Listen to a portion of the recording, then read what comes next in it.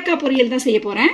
இன்றைக்கி பார்த்தீங்கன்னா காம்பை இப்படி நீக்கிடணும். ஃபஸ்ட்டு ஒன்னொன்னே நீக்கிட்டு நார் எடுத்துடணும். நார் எடுத்து நம்ம போட்டுட்டு இப்படி காயை எடுத்துட்ட பிறகு தான் நம்ம தண்ணி ஒரு பாத்திரத்தில் எடுத்துக்கிட்டு அந்த தண்ணியில் மஞ்சள் தூள் தெளவு போட்டுட்டு அது அப்புறம் எடுத்துக்கலாம்.